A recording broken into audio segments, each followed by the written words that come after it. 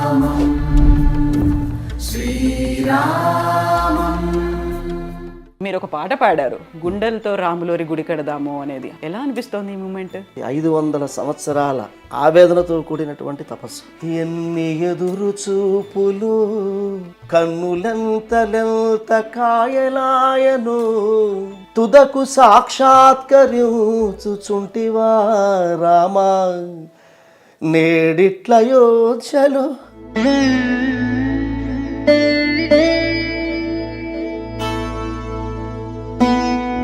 ఎన్ని ఎదురు చూపులు, కన్నులెంతలెంత కాయలాయను, నేడిట్ల అయోధ్యలోన భారత ధరిత్రి పుణ్యంబులేరుకొనెను, పుణ్యంబులేరుకొనెను. ఉదయాన లేవగానే, నా కళ్ళు తెరవగానే, అరచేతిలోన శ్రీరామ్. రామాయణం మొత్తం మీద గొప్ప క్యారెక్టర్ ఏది అని అడుగుతాడు. రామ్ కథానే వీర్ జటాయు కా అప్నానుపమౌ స్థాన్. ఆవిడెవరో కూడా తెలియదు ఆయనకి నిజంగా. ఒకే ఒక మాట రాముడి గురించి చెప్పాలి. తుమక్ చలత్ రామచంద్ర. రాముడు ఎక్కడెక్కడ బుల్లి బుల్లి బుల్లి అడుగులేశాడు. హిందువును అయితే భరత భూమి నాదేనని గర్వించు. మిమ్మల్ని రిక్వెస్ట్ చేసేది అంటే ఐ డ్రీమ్ వాళ్ళని,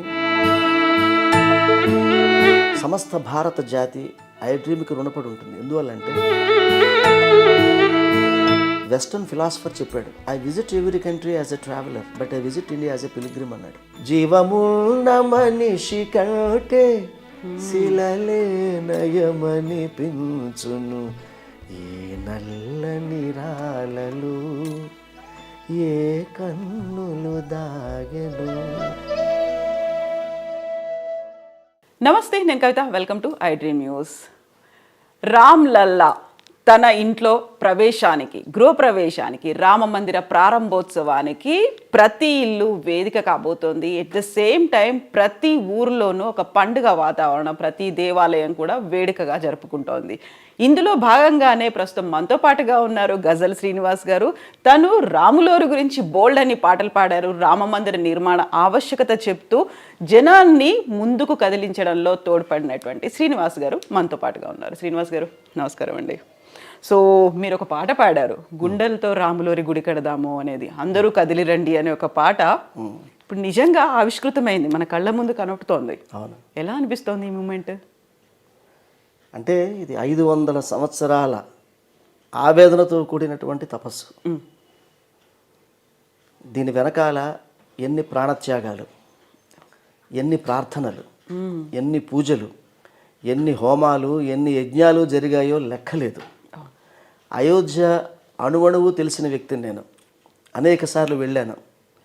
సరయూ నది దగ్గర కూర్చుని ఎంతోమంది మఠాధిపతులు, పీఠాధిపతులతో కూర్చుని మాట్లాడి అసలు ఏం జరిగింది, ఎందుకు ఇది ముందుకు సాగడం లేదు అనుకున్నప్పుడు, వాళ్ళ ఆవేదన విన్నప్పుడు, ఆ పీఠాధిపతులు, మఠాధిపతుల యొక్క పరంపర పరంపర పరంపర వాళ్ళు, అది శత్రుఘ్ని గడి కావచ్చు, హనుమాన్ గడి కావచ్చు, దశరథి గడి కావచ్చు, సీతా సరోయి కావచ్చు, ఏవైనా కావచ్చు, అక్కడ ఉన్న మఠాధిపతులు అందరూ కూడా ఆ చరిత్ర అంతా చెప్తూ ఉంటే, నిజమేనా, ఇది భారతదేశమేనా, ఎందుకు రాముడికి మందిరం నిర్మించలేకపోతున్నాం మనం ఇక్కడ అన్న ఆవేదన ప్రతి వాడికి, వాళ్ళు ఏ పొలిటికల్ పార్టీలోనైనా ఉండనివ్వండి, భారతీయుడు అన్న ప్రతి వాడికి కూడా ఆర్ద్రంగా అనిపించే ఒకే ఒక అంశం, రాముడికి ఎందుకు మందిరం కట్టలేకపోతున్నాము.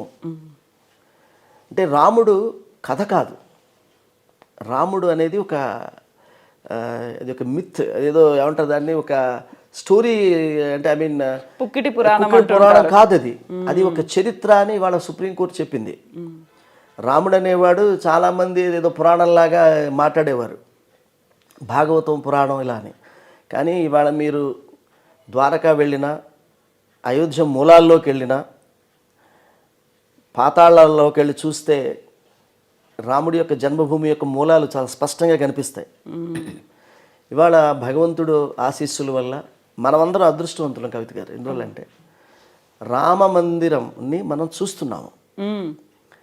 ఈ జరిగినటువంటి ఈ ప్రాసెస్ అంతా కూడా మనం అందరం కూడా ప్రతిరోజు దినపత్రికల ద్వారా మీలాంటి సామాజిక మాధ్యమాల ద్వారా దాన్ని అనుభవించాం. 500 ఏళ్ళుగా జరగంది, ఇప్పుడు మన ముందు జరిగింది, దానికి మనం సాక్ష్యంగా ఉన్నాము అనే ఒక అనుభూతి ఉంటుంది కదా. ఇది సాక్షిభూతం అండి. మేము రామజన్మ ఈ మందిరానికి సంబంధించి రామ మందిరానికి సంబంధించి నిధుల సేకరణకి అంటే ప్రభుత్వం పైసా ఖర్చు పెట్టకూడదు, అవును, ప్రజలే కట్టుకున్న దేవాలయం, ప్రజలే కట్టుకున్న దేవాలయం అండి. అది కరెక్ట్గా చెప్పాలంటే ఈ భారతదేశంలో 2 కోట్ల పైన దేవాలయాలు ఉన్నాయండి. నేను సేవ్ టెంపుల్స్ భారత్గా నా దగ్గర అన్ని స్టాటిస్టిక్స్ ఉన్నాయి. ఏ దేవాలయము ఎప్పుడు ఏ దేవుడు కట్టుకోలేదండి, ప్రజలు కట్టారు. ప్రజలు ఇచ్చినటువంటి శిస్తులతోటి రాజులు కట్టారు. అంటే రాజులకు ఇనిషియేషన్ తోటి అప్పట్లో చక్రవర్తులు కట్టారు, కానీ అది ప్రజల సొమ్మే. కానీ ఈనాడు మళ్ళీ ప్రజలే వాళ్ళ ఇంట్లోంచి ఒక ఇటుకగా మారి, సిమెంట్ కాదు అది కట్టింది, సెంటిమెంట్తో కట్టినటువంటి దేవాలయం అది. అందుకని మేము అనేక చోట్ల ఈ నిధుల సేకరణకి ఆర్ఎస్ఎస్ వాళ్ళతో కూర్చుని ప్రచారం చేసి తాడేపల్లిగూడెం కావచ్చు, పాలకొల్లు కావచ్చు, భీమవరం కావచ్చు, అనపర్తి కావచ్చు, రాజమండ్రి కావచ్చు, అనేక చోట్ల కార్యక్రమాలు చేసి నిధులు సేకరించి ఇచ్చాం. ఆ రోజున ప్రతి వాళ్ళు కూడా వాళ్ళు ఒక్కొక్క 5 పైసలు ఇచ్చినప్పుడు, సార్ ఆ రిసీట్ నాకు ఇస్తారండి, రిసీట్ తీసుకుని ఆ రిసీట్ని ఫ్రేమ్ చేసుకుని ఇళ్లలో పెట్టుకున్నారు. ఎందువల్లంటే ఎందుకు అలా మీకు ఆ కోరిక కలుగుతుందంటే, మేము 100 ఏళ్ల తర్వాత 500 సంవత్సరాల తర్వాత మా వాళ్ళు చూసుకుంటే రామ మందిర నిర్మాణంలో మా ఇటుకు కూడా ఉన్నది, మా తాతలది అని చెప్పుకోవడానికి చాలామంది అలా చేశారు. నేను కూడా చాలా గర్వపడుతున్నాను. ఎందుకంటే మనము ఈ దృశ్యాన్ని చూస్తున్నాము. ఒక గొప్ప చరిత్రని ఆధ్యాత్మిక రాజధానిగా మారబోతున్నటువంటి హిందువులకు ఇప్పుడు ఆధ్యాత్మిక రాజధాని, భక్తికి రాజధాని, అది ముక్తికి రాజధాని వారణాసి. అంటే ప్రతివాడు ముక్తి కావాలనుకుంటే వారణాసి వెళ్ళిపోతారు, ఇవాళ భక్తి కావాలనుకుంటే పక్కనే ఉన్నటువంటి అయోధ్యకి వెళ్తారు. అంటే అనుభూతి కావాలంటే మనం తిరుపతి వెళ్తాము ఆధ్యాత్మిక అనుభూతి కోసం. అంటే విభూతి యోగం కోసం కావాలంటే వారణాసి వెళ్తాం మనం అందరం. అంటే ఇవాళ ఒక ఆధ్యాత్మిక రాజధాని, 500 సంవత్సరాల తపస్సు. అది ఎలా ఉంటుందంటే, నిన్న నేను రసరాజు గారి చేత ఒక పద్యం రాయించాను, అనుమతిస్తే పద్యం. ప్లీజ్, మేము శ్రీనివాస్ గారిని అది కాకుండా చూడలేము. ఆ పద్యం నిన్ననే మీరు నాకు ఫోన్ చేయగానే వస్తున్నారు కవిత గారు, మంచి పద్యంతో స్టార్ట్ చేద్దాం అన్న. ఎన్ని ఎదురు చూపులు కన్నులెంతలెంత కాయలాయను, తుదకు సాక్షాత్కరించుచుంటివా రామా నేడిట్ల యోధ్యలో.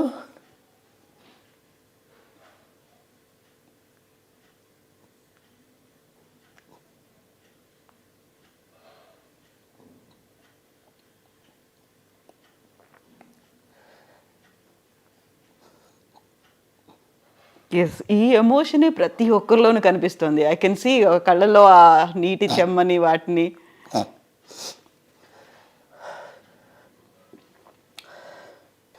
ఎన్ని ఎదురు చూపులు కన్నులెంతలెంత కాయలాయను,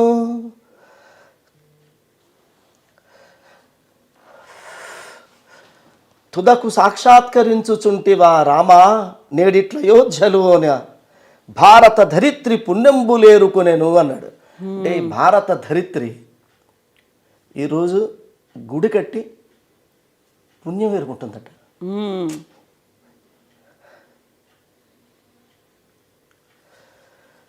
ఎన్ని ఎదురు చూపులు కన్నులెంత కాయలాయను, తుదకు సాక్షాత్కరించుచుంటివా రామా నేడిట్ల అయోధ్యలోనా భారత ధరిత్రి పుణ్యంబులేరుకొనెను, పుణ్యంబులేరుకొనెను. శబరి అయి వేదభూమి నిన్ను స్వాగతించే బాలరాముడు వస్తున్నాడు అయోధ్యకి. అక్కడ వెయిట్ చేస్తున్నాడు, తను ఎప్పుడు అక్కడ ఆసీనులు అవ్వాలా అని.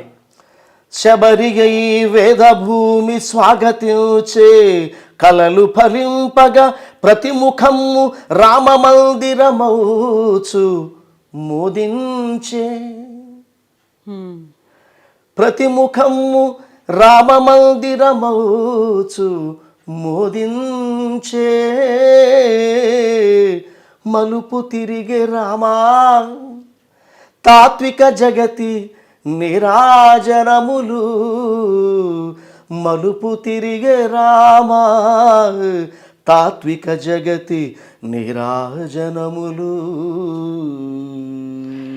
రసరాజు గారికి థ్యాంక్ యూ సో మచ్ అండి. బాగా రాశారు, చాలా బాగుంది నిజంగా. అంటే ఒక ప్రతి గుండెని కదిలించేట్టుగా ఉంది, అది ఒక ఎమోషన్. అందులో ఆయన ఒక ప్రయోగం చేశారండి. అందులో ప్రతి ముఖము రామమందిరం మోదించే, మోదీ గారి గురించి మోదము ప్లస్ మోదించే.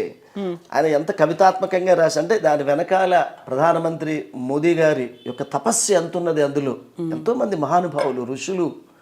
ఇప్పుడు మీరు వారణాసి వెళ్ళినా, ఉత్తరాఖండ్ వెళ్ళినా ఎంతోమంది అక్కడ నాగసాధువులు, అఘోరాలు ఎంతోమంది ఉంటారు. వాళ్ళందరూ ఈ కొన్ని వేల అంటే 500 సంవత్సరాలు 300 సంవత్సరాలు జీవించిన వాళ్ళు కూడా ఉన్నారండి వాళ్ళల్లో కూడా. అరే మన తపస్సులో, ఈ తపస్సులో భాగంగా ఎప్పటికైనా మనం రామమందిరం మనం చూడగలుగుతామా? అది అంటే మీరు భారతదేశంని ఇక మీరు కొత్తగా ఈ రామమందిరం ఏర్పడిన తర్వాత భారతీయ ఆత్మని ఇక ప్రతి వాళ్ళు కూడా చూడబోతున్నారండి. అవును, కొన్ని వందల దేశాల నుంచి జనాలు పోటెత్తి ఆ స్వామివారిని చూడడానికి ఎంత తపన పడుతూ వస్తారో నేను ఇక చెప్పలేనిక. అన్ని దారులు అయోధ్య వైపే ఇక. అందుకని శ్రీరామచంద్రుడు అంటే ఏ రామమంత్రాన్ని ఏ శివుడైతే రోజు జపిస్తాడు. మనం శివుడి గురించి కూడా మాట్లాడుకుంటున్నాం. అవునవును, శివకేశవుల గురించి మాట్లాడుకుంటున్నాం. రాముడే స్వయంగా శివుణ్ణి పూజించాడు అని. రాముడు శివుణ్ణి పూజించాడు, శివుడు రాముణ్ణి కొలుస్తూ ఉంటాడు, తలుస్తూ ఉంటాడు. అంటే రాముడి హృదయంలో శివుడు ఉంటాడు, విష్ణు హృదయంలో శివుడు ఉంటాడు, శివుడి హృదయంలో విష్ణు ఉంటాడు. శివకేశవుల భేదమే లేదని మన సనాతన ధర్మం ఎప్పుడు చెప్తూనే ఉంది కదండి. మన సనాతన ధర్మాన్ని ఒక అంటే కరెక్ట్గా చెప్పాలంటే ఒక ఆభరణం. సనాతన ధర్మానికి ఒక సంపూర్ణమైనటువంటి మూర్తి శ్రీరామచంద్రుడు. అందుకనే మీకు ఉత్తర భారతదేశంలో అండి చాలా అందరూ కూడా చాలా ఎమోషనల్గా ఉంటారు. వాళ్ళు పొద్దున్నే లేవగానే మనలాగా నమస్తేయో అనుకోరు కదా. పొద్దున్నే లేచి శ్రీరామ్ జై శ్రీరామ్, జై శ్రీరామ్, రామ్ రామ్జీ, రామ్ రామ్జీ అనుకుంటారు ప్రతి చోట రామ్ రామ్జీ. అందుకనే నేను ఈ రామాలయ ఉద్యమంలో భాగంగా అనేక పాటలు చేసినప్పుడు అందులో ఒక పాట చేశాను. ఉదయాన లేవగానే నా కళ్ళు తెరవగానే అరచేతిలోన శ్రీరామ్. ఇప్పటికీ చాలామందికి మన పల్లెల్లో, మన ఇక్కడ దక్షిణ భారతదేశంలో కూడా పొద్దున్నే ప్రజలు లేచి నిద్ర లేచి వెంటనే అరచేతిలో శ్రీరామ్ అని రాసుకుని ఇలా చూసుకుని బయలుదేరతారు. వాళ్ళ జీవన గమనం ప్రతిరోజు యాత్ర అలా మొదలవుతుంది. ఉదయాన లేవగానే నా కళ్ళు తెరవగానే అరచేతిలోన శ్రీరామ్. ఉదయాన లేవగానే నా కళ్ళు తెరవగానే అరచేతిలోన శ్రీరామ్. నోరార మనసు పలికే తొలి నామమేమిటంటే పెదవంచు పైన శ్రీరామ్, నా గుండెలోన శ్రీరామ్, అణువణువులోన శ్రీరామ్, నా శ్వాసలోన శ్రీరామ్, అణువణువులోన శ్రీరామ్. శ్రీరామ్ శ్రీరామ్ శ్రీరామ్ శ్రీరామ్. ఆదర్శమైన జననం ఆనంద దివ్య భరితం, ఆరాధ్యమైన చరితం శ్రీరామ్. ఆ జాతి పితకు మార్గం తుదిలేని మేటి దుర్గం, ఆ నామ జపమే స్వర్గం శ్రీరామ్. ప్రతి బాధలోన శ్రీరామ్, ప్రతి నవ్వులోన శ్రీరామ్, ప్రతి నవ్వులోన శ్రీరామ్, కన్నీ నీటిలోన శ్రీరామ్, నా జాతి నాడి శ్రీరామ్, నా జాతి గరిమ శ్రీరామ్, నా జాతి విల్లు శ్రీరామ్, నా జాతి ఉనికి శ్రీరామ్, నా జాతి నాడి శ్రీరామ్, నా జాతి గరిమ శ్రీరామ్, నా జాతి విల్లు శ్రీరామ్, నా జాతి ఉనికి శ్రీరామ్. శ్రీరామ్ శ్రీరామ్ శ్రీరామ్ శ్రీరామ్. ఉదయాన లేవగానే నా కళ్ళు తెరవగానే అరచేతిలోన శ్రీరామ్, నూరార మనసు పలికే తొలి నామమేమిటంటే పెదవంచు పైన శ్రీరామ్. నా గతము చూస్తే Sriram, my past is Sriram. Exactly. నా గతము చూస్తే శ్రీరామ్, నా భవిత కూడా శ్రీరామ్, నా ఆర్తిలోన శ్రీరామ్, నా ఆత్మలోన శ్రీరామ్, ప్రతి గుండెలోన శ్రీరామ్, ప్రతి కండలోన శ్రీరామ్, నా ఉచ్ఛ్వాసమందు శ్రీరామ్, నిశ్వాసమందు శ్రీరామ్, ఉత్సాహమందు శ్రీరామ్, ఉద్వేగమందు శ్రీరామ్, ఆ నీలి నింగి శ్రీరామ్, ఈ ధూళి నేల శ్రీరామ్, రగిలేటి నిప్పు శ్రీరామ్, ఎగిసేటి కడలి శ్రీరామ్, ప్రతి గోవులోన శ్రీరామ్, ప్రతి గోపురాల శ్రీరామ్, ఈ దేహమందు శ్రీరామ్, ఈ దేశమంత శ్రీరామ్, ప్రతి గుండెలోన శ్రీరామ్, ప్రతి కండలోన శ్రీరామ్, ఉచ్ఛ్వాసమందు శ్రీరామ్, ఉత్సాహమందు శ్రీరామ్, ఉద్వేగమందు శ్రీరామ్. శ్రీరామ్ శ్రీరామ్ శ్రీరామ్ శ్రీరామ్. ఉదయాన లేవగానే నా కళ్ళు తెరవగానే అరచేతిలోన శ్రీరామ్, అరచేతిలోన శ్రీరామ్, అరచేతిలోన శ్రీరామ్. డే అనేది అరచేతితో స్టార్ట్ అవుతుందేమో, కానీ గుండెల నిండా ఉన్నాడు, అనువనువున ఉన్నాడు, అలా నింపుకున్నారు. లేకుంటే ఆ లైఫ్కి శ్రీరాముడికి కనెక్షన్ లేకుండా మన జీవితంలో మన సనాతన ధర్మం ఇవాళ ఎవరైనా మీరు ఏ ఆధ్యాత్మిక మూర్తినైనా అడగండి, కనెక్ట్ విత్ శ్రీరామ అని చెప్తారు. ఎందువల్లంటే రాముడు ఈ సనాతన ధర్మానికి ఒక కేంద్ర బిందువు అండి. ఆయన జీవనాన్ని మనం గనక గమనించినట్లయితే, అంటే నేను రామాయణం రికార్డ్ చేశానండి. ఓకే. ఇది అందరూ కూడా చాలా ఆనందపడతారు.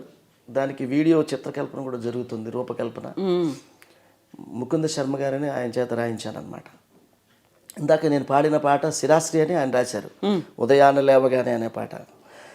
దీన్ని హిందీలో కూడా చేశాము. ఇప్పుడు నార్త్ ఇండియాలో బాగా పాపులర్ అవుతుంది, అయోధ్యలో అంతా కూడా ఆ పాట బాగా మారుమోగుతుంది. ఇప్పుడు నాకు ఎన్నో ఫోన్లు వస్తున్నాయి. రామాయణాన్ని చిన్నపిల్లలకి అర్థమయ్యేలాగా ఒక కథ, నిజంగా జరిగిన ఒక అద్భుతమైనటువంటి జీవితం, దీన్ని రామకథగా దీన్ని రికార్డ్ చేశాను. 17 నిమిషాల 30 సెకండ్లో ఈ రామాయణం అంతా మీరు కార్లలో పెట్టుకుని వింటుంటే రామాయణం అంతా కంటి ముందు కనిపిస్తుంది, మొత్తం రామాయణం అంతా కూడా. త్వరలో రామాయణ ఉత్సవం చేసి పిల్లలే చేసేలాగా రామాయణ ఉత్సవాన్ని, యువత చేసేలాగా, వాళ్ళే హరికథలు చెప్పేలాగా, రామాయణం మీద వాళ్ళే బుర్రకథలు చెప్పేలాగా, వాళ్ళే ఏకపాత్రాభినయాలు వేసేలాగా, రామాయణంలో గనక భక్తి తత్వం మనకు అర్థం చేసుకోగలిగితే, మీకు తులసీదాసు మంచి మాట చెప్తాడండి. రామాయణం మొత్తం మీద గొప్ప క్యారెక్టర్ ఏది అని అడుగుతాడు. ఓకే. చాలామంది సీతాదేవి అని చెప్తారు, చాలామంది విభీషణుడు అని చెప్తారు, ఆంజనేయుడు అని చెప్తారు, కొంతమంది రావణాసుడు అని చెప్తారు, లేకపోతే రకరకాలుగా చెప్తారు.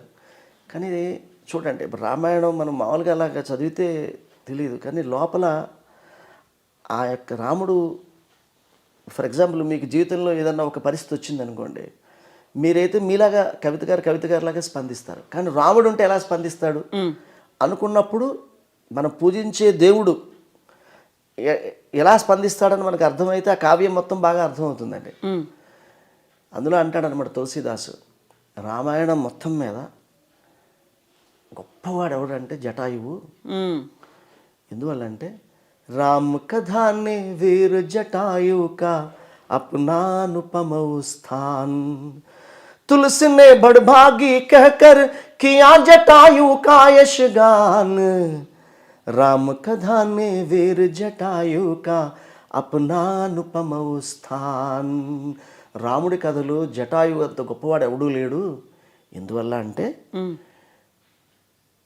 రాముడు జటాయు దగ్గరికి వెళ్ళినప్పుడు ఒక అబల యొక్క రక్షణ కోసం వెళ్ళి తన ప్రాణాలనే అర్పించడానికి సిద్ధపడినటువంటి వ్యక్తి. ఆవిడెవరో కూడా తెలియదు ఆయనకి నిజంగా.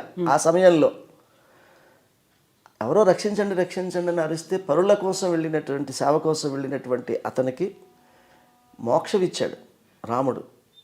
అప్పుడు మానవుడే మోక్షం ఇవ్వడం ఏంటని అనుకుందాం పోనీ. కానీ ఎంత గొప్పవాడంటే రాముడు తన తండ్రి చనిపోతే దశరథుడికి అంత్యక్రియలు చేయలేదు, కానీ జటాయుకి అంత్యక్రియలు చేశాడండి. అంత్యక్రియలు చేసి 12 రోజులు మైలు పట్టాడు. తర్వాత యజ్ఞోపేతం మార్చుకుని మళ్ళీ సీతాన్వేషణకై మళ్ళీ బయలుదేరాడు ఆయన. అందులో అంటాడనమాట అహత, సాక్షాత్తు కన్న తండ్రికే అంత్యక్రియలు చేయలేదయ్యా, కానీ శ్రీమన్నారాయణుడు అవతారం అయినటువంటి రాముల వారి చేత నువ్వు నీ తుది వీడ్కోలు ఈ భూమి మీద పలికించుకున్నావు, అంతిమ వీడ్కోలు. ఆహా, ఎంత అదృష్టమయ్యా నీ జన్మ. ఈ రామాయణంలో ఎవరికి అంత గొప్ప అదృష్టం కలిగింది. నీ జన్మ చరితార్థమైపోయిందయ్యా జటాయు అని తులసీదాస్ కీర్తిచ్చాడు. అసలు మనం సినిమాల్లో 2 గంటల సినిమాలో రామాయణం పూర్తిగా ఆవిష్కరించబడదండి. అవును, మనం జస్ట్ అలా చూస్తాం. ఇప్పుడు నేను పాడిన రామాయణం కూడా అది జస్ట్ 15 నిమిషాలు అన్నారు, దాంట్లో ఫ్లోలో వెళ్ళిపోతుంది. కానీ రామాయణంలో ఉన్నటువంటి భక్తి తత్వాన్ని కనుక మనం అర్థం చేసుకోగలిగితే ప్రతిరోజు రామాయణము, ఆ రామనామము, శ్రీరామ రామ రామేతి రమే రామే మనోరమే సహస్రనామ తత్తుల్యం రామనామ వరాననే. వేల వేల కోట్ల మంత్రాల యొక్క సమస్త సారము శ్రీరామ అనే గొప్ప యాంటీబయాటిక్లో ఉంది అని చెప్పాడు ఆయన. అంటే ఒక శ్రీరామ అంటే అదొక పెద్ద యాంటీబయాటిక్ అనమాట. మన శరీరంలో ఉన్నటువంటి సర్వ రుగ్మతల్ని కూడా తీర్చుతుందని విజ్ఞులు చెప్పినటువంటి మాట. నేనేమి I'm not a great person, but there is a beautiful saying and Bernard Shaw అంటాడు, there is no new poetry, only new poets అంటాడు. ఎప్పుడు ఉన్నదే, అది కాస్త రూపాంతరం చెందుతుంది, మార్పులు చెందుతాయి. ఒక్కొక్కళ్ళు దాన్ని విశ్లేషణ చేస్తూ ఉంటారు వారి వారి అనుభవంతో, కొంతమంది అనుభూతితో కొంతమంది చెప్తారు. ఇప్పుడు రామాయణాన్ని ఒక్కొక్కళ్ళు ఒక్కొక్క దృష్టి, ఆ దృష్టి బట్టి రామాయణాన్ని వాళ్ళు దాన్ని సృజిస్తారు, దాని మీద వాళ్ళు వ్యాఖ్యానం చేస్తుంటారు. వాల్మీకి రామాయణాన్ని కనుక మనం స్పష్టంగా కనుక చదివినట్లయితే ఇది రామాయణంలో ఒక ప్రతి క్యారెక్టరు కూడా మనకి ఎంత స్ఫూర్తిదాయకంగా ఉంటుంది. కౌశల్య కావచ్చు, లేకపోతే కైకేయి కావచ్చు, శ్రవణ కుమారుడు కథ కావచ్చు, అన్నీ కూడా స్ఫూర్తిదాయకమేనండి. విభీషణుడి కథ కానివ్వండి, మండోదరి కథ కానివ్వండి, ఇవన్నీ వాళ్ళ వాళ్ళ వ్యక్తిత్వాలు చాలా అపురూపమైనటువంటి వ్యక్తిత్వాలు. అంత చూస్తున్నా మీరు అంటే చెప్పిందే చెప్తున్నాను, బాబు గారు అన్నీ చెప్పేశారు. అక్కడ ఉడత చేసేటువంటి సాయం దగ్గర నుంచి ఏమంటే రాముడు వాలిని చంపినప్పుడు ఇచ్చినటువంటి ధర్మ విశ్లేషణ కానీ ఇవన్నీ కూడా రామాయణం. రాముడు ప్రతిదానికి కూడా ఎక్కడ ఆయన సనాతన ధర్మంలో ఉన్నటువంటి మానవత్వాన్ని, మానవీయ విలువల్ని, ధర్మాన్ని ఎక్కడా పోగొట్టుకోకుండా ఆయన క్యారెక్టర్ నిలుపుకున్నాడండి. అందుకనే ఒకే ఒక మాట రాముడు గురించి చెప్పాలంటే మర్యాద పురుషోత్తమ రామ్ అంటారు. సకల గుణాభిరాముడు, మానవోత్తముడు. మీరు ఏమైనా అడ్జెక్టివ్ మీరు ఏదైనా పెట్టండి, దట్ సూట్స్ టు రామ. అందుకే పర్ఫెక్ట్ ఏంటంటే మర్యాద పురుషోత్తమ రామ్ అంటే రాముడు ప్రపంచాన్ని ఎప్పుడు కూడా సింపతితో చూడలే, ఎంపతితో చూశాడు. సానుభూతితో చూడలే, అనుభూతితో చూశాడు రాముడు. అందుకని గొప్ప రాజు కాగలిగాడు. కష్టాన్ని అర్థం చేసుకోగలిగేవాడు. రామరాజ్యము అని ఎందుకంటారంటే దానం చేయడానికి మనుషులు దొరికేవాళ్ళు కాదటండి. మనకేవో కొన్ని దోషాలు ఉంటాయి, గ్రహ దోషాలు. ఆ గ్రహ దోషాలు తీసుకోవడానికి అన్నదానం చేయండి, ఇంకో దానం చేయండి, ఇంకో దానం చేయండి, ఇంకో దానం చేయండి అన్నారనుకోండి, అసలు అది వాళ్ళు చేయడానికి మనుషులు దొరికేవారు కాదు. రామరాజ్యం అంటే అది. సమదర్శనం కలిగిన వాడు రాముడు, స్థితప్రజ్ఞత కలిగినటువంటి వాడు రాముడు. అందుకని మనం ఒక వయసులో మనకేం అర్థం కాదు, కానీ జీవిత పరిణామ స్థితిలో మనం కూడా పరిణామం చెందుతూ ఉన్నప్పుడు ఈ గొప్ప గొప్ప విశేషాలు భగవద్గీత కూడా నేను రికార్డింగ్ చేస్తున్నాను. ఓకే, అవన్నీ భగవద్గీత నేను చేత్తో రాసుకున్నాను, మీకు చూపిస్తాను పుస్తకాలు. చేత్తో రాశాను, మొత్తం 700 శ్లోకాలు చేత్తో రాసుకుని వాటిని రోజు నేను ప్రాక్టీస్ చేసి సంస్కృత పండితుల యొక్క సమక్షంలో ఎల్లుండి నుంచి రికార్డింగ్ మొదలు పెడుతున్నాను అనమాట. 23వ తారీఖు నుంచి ఓకే. విజయవాడలో. అందుకని ఈ కృష్ణుడు, ఈ రాముడు, మనకున్న గొప్ప ఈ క్యారెక్టర్స్ అన్నీ కూడా, ఇప్పుడు మీకు ఇంకో విషయం చెప్పాలి, మీకు భక్తి మూమెంట్ అని జరిగింది మనకి సనాతన ధర్మంలో. కబీరు, తులసీదాసు, రవిదాసు, మీరాబాయి, తర్వాత మన పండరీపూర్, ఆయన పేరు మన మర్చిపోయిన ఆయన, వీళ్ళందరూ కూడా భక్తి మూమెంట్లు. మన తుకారాం అసలు వాళ్ళ జీవితాలు చూడండి. అంటే భక్తి, మనకి దేవుడు అంటే ఇష్టం అండి. చాలామందికి ఇష్టం సరిపోదు దేవుడితోటి, ఆ కనెక్షన్ అనేది. ఆ దేవుడితోటి మనకి శరణాగతి కావాలి, టోటల్ సరెండర్నెస్ కావాలి. వాళ్ళందరూ టోటల్గా సరెండర్ అయ్యారు కాబట్టి మనం ఏమనుకుంటాం అంటే, మనకి దేవుడిని అడిగాము అంటే, మీకు విషయం చెప్పాలి కవిత గారు, నేను శైవ టెంపుల్స్ భారత్లో బాగా స్టడీ చేసింది ఏంటంటే, ఈ భారతదేశంలో హిందువులు 100 కోట్ల మంది ఉన్నారనుకుందాం. వాళ్ళు బై బర్త్ హిందువులే, నేను కాదని అన్నాను. కానీ హిందూ అంటే ఏంటి అన్నది వాళ్ళకి తెలియదు. గుడికి వెళ్ళడాన్ని హిందూ అనుకుంటారు, కానీ గుడికి వెళ్ళేది పుణ్యం కోసం వెళ్తారు. కానీ గుడికి వెళ్ళాల్సింది సేవ కోసం వెళ్ళాలి. గుడిలో సేవ చేయడానికి వెళ్ళాలి. దేవుడు ఎక్కడ పడితే ఎక్కడే ఉంటాడు కదండి. శంకరాచార్య వారు తత్వమసి అని చెప్పారు. Is everywhere. నాలో ఉన్నవాడే నీలో ఉన్నాడు. సోహం అని చెప్పాడు ఆయన. ఐ ఆమ్ దట్ అని చెప్పాడు. మరి గుడిలో ఎందుకు ఉన్నాడు? గుడి అవసరమా అంటే, గుడి ఎందుకు అవసరం అని అడిగాడు ఒక ఆయన. సార్, దేవుడు ఎక్కడ పడితే అక్కడ ఉన్నప్పుడు గుడి అవసరమా అన్నాడు. సరే, గాలి ఎక్కడ పడితే అక్కడ ఉంది కదా, మరి ఫ్యాన్ ఎందుకు అవసరం అండి అన్న. ఫ్యాన్ ఎందుకు వేసుకుంటున్నాం అంటే, మనకు కావాల్సిన కంఫర్ట్ లెవెల్లో, మనకు కావాల్సినటువంటి ఆ ప్లెజర్ లెవెల్లో ఫ్యాన్ పెట్టుకుంటాం మనం. కానీ మన స్పిరిచువల్ బ్లిస్ఫుల్నెస్ ఏదైతే ఉందో, ఆధ్యాత్మికమైనటువంటి అనుభూతి ఏదైతే ఉందో, దానికోసము మన soul charger is a temple అనమాట. ఇక్కడే మనకు దేవుడు ఎక్కడ పడితే అక్కడ ఉన్నాడు, ప్రతి చోట కనిపిస్తాడు అనుకున్నప్పుడు, వై పర్టికులర్ రామాలయం, రామ మందిరం అనేది బాలరాముణ్ణి అయోధ్యలోనే కట్టాలి అనేటువంటి పోరాటం ఎందుకు జరిగింది? ఇది ఒక క్వశ్చన్ ప్రతి ఒక్కరూ అడుగుతోంది కదా. అందువల్ల అంటే అండి, మనకి ఇప్పుడు మా తాతయ్య గారి ఫోటోలు ఉన్నాయండి. మా తాతయ్య గారు అందులో ఉండరండి, కానీ నమ్మకం. కానీ ఈ ప్రపంచాన్ని ఒక అద్భుతమైనటువంటి ఒక గొప్ప వ్యక్తిత్వం ఏది అంటే రాముడు. ఆ రాము పుట్టినటువంటి జన్మస్థలం అనేది చాలా మనకు చాలా ప్రత్యేకమైనటువంటి స్థలం అండి అది. ఇప్పుడు మా ఉమ్మడిలో మా తాతయ్య గారు వాళ్ళు ఉన్న ఉమ్మడిలో స్థలం ఉందండి. మా నాన్నగారు పుట్టిన స్థలం ఉంది. నేను ఆ మధ్యన కొవ్వూరు దగ్గర మలకపల్లిలో మా బాబాయ్యలు అందరినీ అడిగి, మా నాన్న పుట్టిన స్థలం నాకు కావాలి. ఎందువల్లంటే మా నాన్న అంటే నాకు ప్రాణం. మీరు ఏమన్నా అనుకోండి, కానీ డబ్బులు ఇచ్చేస్తా, నాకు ఆ స్థలం ఇచ్చేసేయండి అని చెప్పి అందరికీ, మా నాన్నగారి బ్రదర్స్కి అందరికీ డబ్బులు ఇచ్చేసి ఆ స్థలం కొనుక్కున్నానండి. ఎందుకంటే ఆ స్థలం నాకు దొరకదని. ఇవాళ నదులు, యోగుల జన్మ, ఏరుల జన్మ ఎవరిని అడిగేది అన్నాడు నారాయణ రెడ్డి గారు. అలాగే పర్టికులర్గా రాముడు పుట్టినటువంటి ఆ ప్రదేశం ఏదైతే ఉన్నదో, అది తపఫలం అండి. అది కామఫలం కాదు. అది మిగతా భూమి మీద పుట్టిన వాళ్ళందరూ కామఫలంలో పుట్టుండొచ్చు, కానీ రాముడు యజ్ఞఫలం, తపఫలం, పుణ్యఫలం ఆ రాముడు పుట్టినటువంటి ప్రదేశం. అందుకని ఆ ప్రదేశం అనేది కొన్ని లక్షల కోట్ల కోట్ల కోట్ల కోట్ల యజ్ఞాలు చేస్తే ఎంత శక్తి ఉంటుందో, ఆయన పుట్టిన భూమి అంత గొప్ప శక్తి కలిగినటువంటి భూమి. దాని దర్శనం చేసుకుంటే చాలు మనుషులు, వాళ్ళకి సకలమైనటువంటి ప్రాబ్లమ్స్ ఉంటే అవన్నీ పోతాయి. వాళ్ళు ఉత్కృష్టమైనటువంటి భావన స్ఫూర్తిలో బతుకుతారు వాళ్ళందరూ, దీప్తిలో. కాబట్టి అది చాలా ఎందుకు పోరాడారంటే, మీరు ఋషులు ఎంత ఆవేదన చెందుంటారు, దాని గొప్పతనం వాళ్ళకి తెలుసు కాబట్టి. ఇప్పుడు మీ అమ్మగారు మీరు కలిసి వెళ్తున్నారండి. మీ అమ్మగారు, నేను మామూలుగా లేడీ అనుకుంటాను, కానీ మీరేమనుకుంటారు?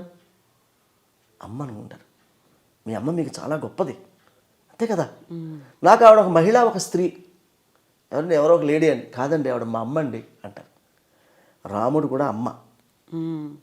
ఈ సనాతన ధర్మం అనే ఈ మాతృత్వ భావన ఏదైతే ఉన్నదో, దాన్ని తన జీవన విధానంలో చూపించినటువంటి ఒక ఆత్మ, అది పరమాత్మ. ఆ పరమాత్మ పుట్టినటువంటి ప్రదేశం కొన్ని కోట్ల మంది వెళ్ళిపోయారు, కొన్ని కోట్ల మంది వస్తారు, చూడబోతున్నారు. అందరికీ అది ఒక ఆధ్యాత్మిక భక్తిశాల, యజ్ఞశాల.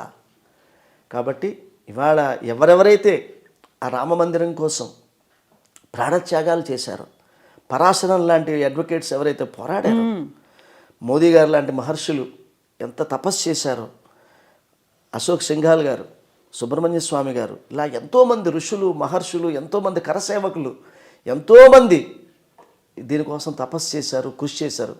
వారందరినీ తలుచుకోవాల్సినటువంటి అవసరం ఉందండి. అందరికీ కూడా నేను చెప్పేది ఏంటంటే, మీ దయవుంచి అందరూ అయోధ్య వైపు వెళ్ళండి, అయోధ్య చూసిరండి. ఎక్కడ రాముడు ఠుమక్ చలతే రామచంద్ర, రాముడు ఎక్కడెక్కడ బుల్లి బుల్లి బుల్లి అడుగులేశాడు, ఎక్కడెక్కడ ఆడుకున్నాడు, ఎక్కడ దశరథుడు చందమామ చూపించి, కౌశల్య, సుమిత్ర, కైకేయి అద్దంలో రాముడికి చందమామను చూపించి ఇదిగో జాబిలి నాన్న అని చెప్పినటువంటి ఆ అడుగులు వేసినటువంటి ప్రదేశాలు, ఇవన్నీ వెళ్ళి చూడండి. సరయూ నదిలో ఎక్కడ రాముడు తన జీవితాన్ని, తన అవతారాన్ని చాలించాడు, అటువంటి ప్రదేశాలు. అలాగే సీతాదేవి ఎక్కడ వంట వండుకునేది, ఇవన్నీ ప్రదేశాలు ఉంటాయి.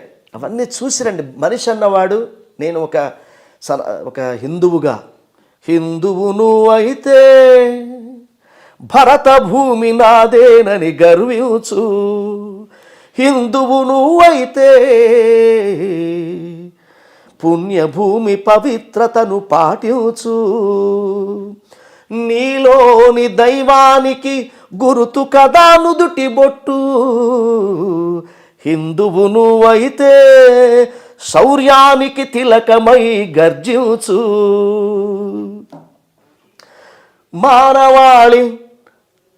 సమస్త మానవాళి యొక్క నమ్మకం దేవాలయం. ఆ దేవాలయానికి నువ్వు వెళితే సేవకుడే ఇల్లు, అప్పుడు నువ్వు హిందువువి. పుణ్యం కోసం వెళ్తే పుణ్యం దేవాలయంలో దొరకదు, పుణ్యము సేవలో దొరుకుతుంది. ఎవరిని సేవిస్తే దొరుకుతుంది. నువ్వు గోవుని సేవిస్తే నువ్వు హిందువువి, నదులకు హారతిస్తే నువ్వు హిందువువి.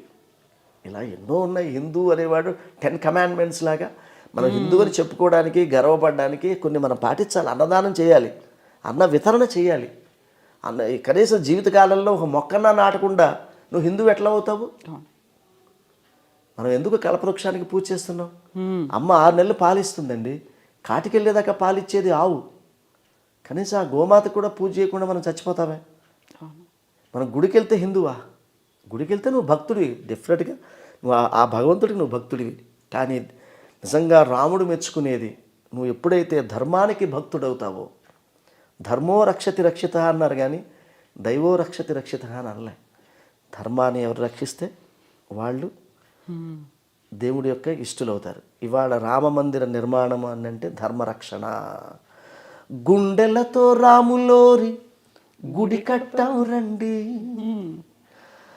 గుండెలతో రాములోరి గుడి కట్టాం రండి, వడివడిగా కదలండి నడుం బిగించండి, గుండెలతో రాములోరి గుడి కట్టాం రండి, వడివడిగా కదలండి నడుం బిగించండి, చేయి చేయి కలపండి జెండా ఎగరేయండి, చేయి చేయి కలపండి జెండా ఎగరేయండి, ముసుగు వీడిపోయింది పొద్దు మేలు కొలిపింది, ముసుగు వీడిపోయింది పొద్దు మేలు కొలిపింది, గుండెలతో రాములోరి గుడి కట్టాం రండి, వడివడిగా కదలండి నడుం బిగించండి, మన ధ్యేయం అయోధ్యలో రామ మందిరం, ఘన చరితకు వారసులం మనమౌదరం. ఎంత మంచి మాట చూడండి, వసరాజు గారు రాశారు. మన ధ్యేయం అయోధ్యలో రామ మందిరం, ఘన చరితకు వారసులం మనమౌదరం, జాతికి జ్యోతిని చూపిన జానకీపతి. ఎందుకు రాముడికి దండం పెట్టాలంటే, జాతికి జ్యోతిని చూపిన జానకీపతి, జాతికి జ్యోతిని చూపిన జానకీపతి, నీతికి వెలుగై నిలిచిన నిగమ భారతి, ఆ రాముడి ఆదర్శం మానవాళికి, ఆ రాముడి ఆదర్శం మానవాళికి. ఆ అడుగే ఆభరణం మన సంస్కృతికి, ఆ అడుగే ఆభరణం మన సంస్కృతికి. గుండెలతో రాములోని గుడి కట్టం రండి, బడిబడిగా కదలండి, నడుం బిగించండి. జై సియారాం, జై సియారాం, జై సియారాం, జై సియారాం. హిందువులం స్నేహామృత రస సింధువులం, బంధువులం సాంప్రదాయ ధర్మబద్ధులం. ఒక ఇటుక ఒక రేణువు మనమైతే చాలు, ఒక త్రాటిపై నిలిచి గుడి కట్టాం చూడు. రామ జన్మ భూమిపై పువ్వులు జల్లండి, రామ జన్మ భూమిపై పువ్వులు జల్లండి.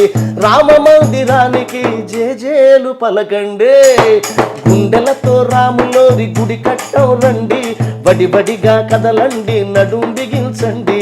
జై సియారాం, జై సియారాం, జై సియారాం, జై Siyaram. Exactly. Thank you so much అండి. మనం ఇలా రాములోని గురించి మాట్లాడుకుంటూ ఉంటే ఎన్నో ఉంటాయి, అలాగే గజల శ్రీనివాస్ గారితో మాట్లాడుతూ ఉంటే బోల్డని పాటలు కూడా వస్తూనే ఉంటాయి. బట్ మీరు అన్నట్టుగా ఇప్పుడు రామాయణానికి సంబంధించి ఎన్నో అంశాలు మాట్లాడుకోవచ్చు, రాముడికి సంబంధించి అసలు మిస్ చేయనివి ఎన్నో ఉన్నాయి, అవన్నీ కవర్ చేయాల్సినటువంటి అవసరం ఉంది. ఫ్యూచర్లో కూడా వీల్ కంటిన్యూ దట్. అండ్ మీరు చెప్పినట్టుగా రామాయణం, మహాభారతం, భాగవతం అండ్ దేవాలయాలు, వీటన్నిటి కోసం కూడా ముందుకెళ్లాల్సినటువంటి అవసరం ఉంది. మిమ్మల్ని రిక్వెస్ట్ చేసేది అంటే ఐ డ్రీమ్ వాళ్ళని ఎన్నో పురాతనమైన దేవాలయాలు ఉన్నాయి. అవును, ఆ దేవాలయాలు మామూలు దేవాలయాలు కాదండి, ఋషులు ప్రతిష్ఠించినటువంటి దేవాలయాలు. సమస్త భారత జాతి ఐ డ్రీమ్కి రుణపడి ఉంటుంది. ఎందువల్లంటే మీరు కనుక ఆ పని చేస్తే ఎన్నో దేవాలయాలు, మేనక ప్రతిష్ఠించిన దేవాలయం మేనకేశ్వర స్వామి దేవాలయం ఉంది. ఇప్పుడు చూడండి, నిన్న మోదీ గారు రాముడు స్వయంగా ప్రతిష్ఠించినటువంటి శివలింగం రామేశ్వరం వెళ్ళారు. అది తెలుసుకోవాలండి అందరూ కూడా. నేను ఎన్నో దేవాలయాలు తిరిగాని ఒక మంచి మాట చెప్తాను మీకు, ఇది మీ థంబ్నెయిల్స్గా పెట్టుకోండి. ఎందువల్లంటే ఒక గొప్ప వెస్టర్న్ ఫిలాసఫర్ చెప్పాడు, I visit every country as a traveller but I visit India as a pilgrim అన్నాడు. నేను ప్రతి దేశానికి యాత్రికుల్లా వెడతాను, కానీ భారతదేశానికి తీర్థయాత్రకు వెళ్ళినట్టు వెళ్తానన్నాడు. ఈ దేశం గురించి అంత ఇంకేం చెప్పాలండి నేను. ఇన్ని ఆంధ్రప్రదేశ్లో కానీ మన తెలంగాణలో కానీ అడుగడుగునా గుడి ఉంది అంటాం కదా, కానీ ఆ గుడి మహిమ ఏంటి, ఆ గుడిని ఎవరు ప్రతిష్ఠించారు? గుడి అనేది ఒక సైన్స్, గుడి అనేది ఇస్ నాట్ ఎ స్ట్రక్చర్. సైన్స్తో నిర్మాణం చేసినటువంటి ఒక స్ట్రక్చర్ అది. అక్కడికి వెళ్ళడం వలన ఏం జరుగుతుంది, ఎందుకు చాలామంది దేవాలయం వెళ్తే మాకు స్వాంతన చేకూరిందని ఎందుకు అంటారు? ఇది తెలుసుకోవడానికి మీరు ముఖ్యంగా, నేను ఎన్నో దేవాలయాలు లిస్ట్ ఇస్తాను, మీరు వెళ్ళండి. ఆ దేవాలయాల్లో ఉన్నటువంటి శాసనాలు కానీ, అక్కడ ఉన్నటువంటి తాళపత్ర గ్రంథాలు కానీ, ఇవన్నీ చూస్తే మీరు ఆశ్చర్యానికి లోనవుతారు. ఏమిటి మన భారతదేశం ఇంత గొప్పదా, ఇన్ని వేల చరిత్రలు కలిగిన, ఇన్ని వేల సంవత్సరాల చరిత్ర కలిగినటువంటి దేవాలయాలు ఏమిటివి? కాబట్టి మీరు దేవాలయాల మీద ఒక సపరేట్ శీర్షిక పెట్టుకుని దాని మీద మీరు చేయడం మూలాన, ఇప్పుడు మాలాంటి వాళ్ళ ఇంటర్వ్యూలు ఏమన్నాడు, మేము ఏమన్నా గొప్ప జ్ఞానులమా, ఏమన్నా మేము కూడా వి ఆల్సో అరిషడ్ వర్గాలతో బతికే మనుషులం. కానీ దేవాలయం అనేది జీవమున్న మనిషి కంటే శిలలే నయమని పెంచును, ఏ నల్లని రాళ్ళలు ఏ కన్నులు దాగెను అని రాశాడు కవి. కాబట్టి అక్కడికి వెళితే మీకు సత్యం, మీరు పరిణితి కలిగినటువంటి వ్యక్తి కాబట్టి మీరు చూసే దృష్టి వేరే ఉంటుంది. మీరు అయోధ్యలో వచ్చారు కదా, ఎంత అనుభూతి పొందొచ్చారు మీరు. రేపు రాముడు వచ్చిన తర్వాత మీరు అయోధ్య వెళ్ళిరండి, లేకపోతే నేను వెళ్ళినప్పుడు తీసుకెళ్తాను రండి, మేమందరం కూడా వెళ్తాము. అప్పుడు మీకు నరనరము చూపిస్తా అయోధ్యలో, అసలు మీరు ఇంకా అనుభూతి పొందుతారు. కాబట్టి అయోధ్య ఒక ఆధ్యాత్మిక రాజధాని, అందరం కూడా అయోధ్య వైపు అడుగులు వేయాలి. మీరు కూడా ఐ డ్రీమ్ కూడా అనేక దేవాలయాల గురించి అవగాహన ప్రజలు కలిగించాలని కోరుకుంటూ, మన నదులకు హారతిస్తూ, ఆ శ్రీరామచంద్రుడికి మన ఇంటి నుంచే దీపాలు వెలిగిస్తూ, ఆయనకి హారతిస్తూ, అక్కడ ప్రాణప్రతిష్ఠ జరిగే సమయానికి ప్రతి ఇంట్లో కూడా రాముడికి హారతిస్తూ ఆ బాలరాముడికి స్వాగతం పలకాలని కోరుకుంటున్నానండి. Thank you so much Srinivas గారు. మీరు చెప్పినట్టుగా మనం ఫోకస్ పెట్టాల్సిన అవసరం ఉంది. ఇప్పుడైతే ఆర్కియలాజికల్ పరంగా ఉన్నటువంటి వాటి మీద దృష్టి పెడుతున్నాము. దాంట్లో ఏవైతే ఉన్నాయో నెగ్లెక్ట్ చేస్తున్నారో, పట్టించుకోకుండా నిర్లక్ష్యంగా శిథిలంగా ఉన్నాయో వాటి మీద, అండ్ టెంపుల్స్ కంప్లీట్గా ఓన్లీ టెంపుల్స్ మీద ఫోకస్ పెట్టాల్సిన అవసరం కూడా ఉంది. Thank you so much Srinivas garu. మళ్ళీ మనం మాట్లాడుకుందాం, కలుద్దాం. థ్యాంక్ యూ అండి. Thank you. That's all with Ghazal Srinivas garu. Shriram. జై Shriram. That's all with Ghazal Srinivas garu. This is Kavitha signing of.